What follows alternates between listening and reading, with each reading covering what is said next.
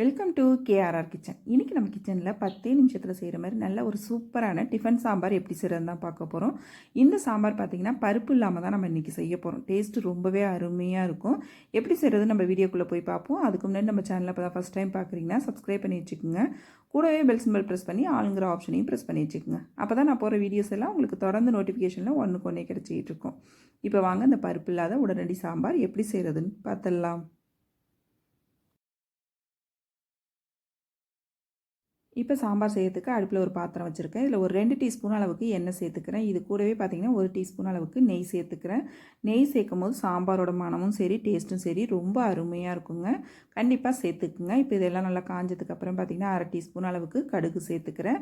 1/2 teaspoon அளவுக்கு உளுந்து, ஒரு 1/2 டீஸ்பூன் அளவுக்கு ஜீரகம் சேர்த்துக்கிறேன். இது கூடவே பார்த்திங்கன்னா ஒரு 10-15 வெந்தயம் சேர்த்துக்கிறேன். வெந்தயம் வந்து அதிகமாக சேர்த்துறாதீங்க, கம்மியான அளவு சேர்த்துக்குங்க. அதே போல் ஒரு 1/4 டீஸ்பூன் அளவுக்கு மிளகு.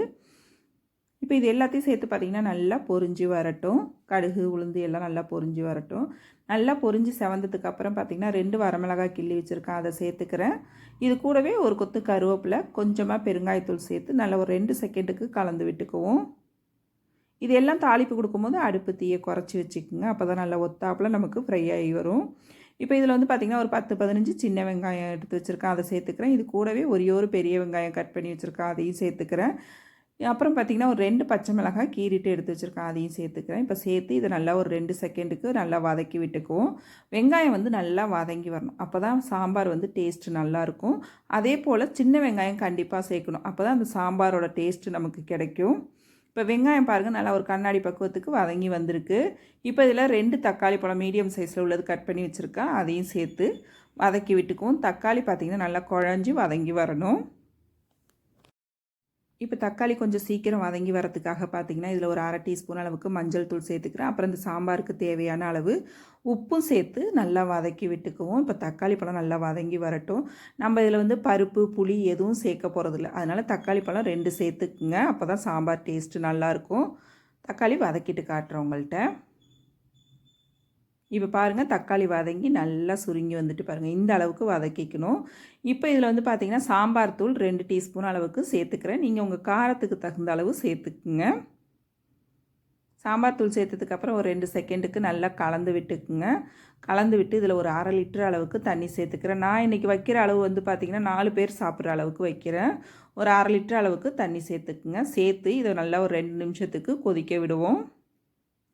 நல்லா கலந்து விட்டு உப்பு காரம் போதுமான்னு பார்த்துக்குங்க. தேவைன்னா இந்த ஸ்டேஜில் நீங்கள் சேர்த்துக்கலாம், காரம் வேணாலும் சேர்த்துக்கலாம், உப்பு வேணாலும் சேர்த்துக்கலாம். சேர்த்து நல்லா ஒரு 2 நிமிஷத்துக்கு கொதிக்க விடுங்க. நல்லா கொதி வரட்டும். இப்போ ஒரு பாத்திரத்தில் ஒரு 2 டீஸ்பூன் அளவுக்கு கடலை மாவு எடுத்திருக்கேன். இதில் கொஞ்சமாக தண்ணி விட்டு கட்டிகள் இல்லாமல் நல்லா கரைச்சி எடுத்துக்குவோம். இப்போ சாம்பார் நல்லா கொதித்து வரப்போ இந்த கடலை மாவையும் சேர்த்து நல்லா கலந்து விட்டுக்குங்க. சேர்த்து விட்டு கொஞ்சமாக தண்ணி சேர்த்துக்குங்க. நம்ம கடலை மாவு சேர்க்கும் போது பார்த்திங்கன்னா திக்காகி வரும், அதுக்கு தகுந்த அளவு நீங்கள் தண்ணி சேர்த்துக்கணும்.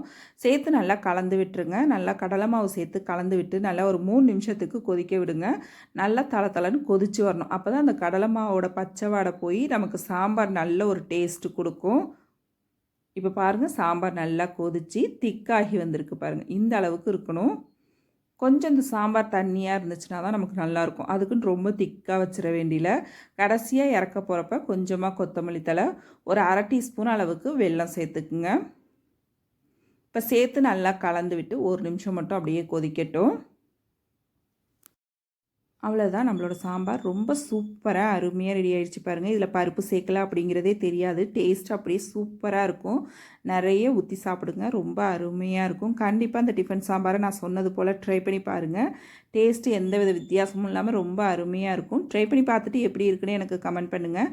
என்னோட இந்த ரெசிபி பிடிச்சிருந்ததுன்னா லைக் பண்ணுங்கள், ஷேர் பண்ணுங்கள். மறக்காமல் நம்ம கேஆர்ஆர் கிச்சனை சப்ஸ்கிரைப் பண்ணி வச்சுக்கோங்க. நாளைக்கு வேறு ஒரு ரெசிபியோடு சந்திப்போம். தேங்க்ஸ் ஃபார் வாட்சிங்.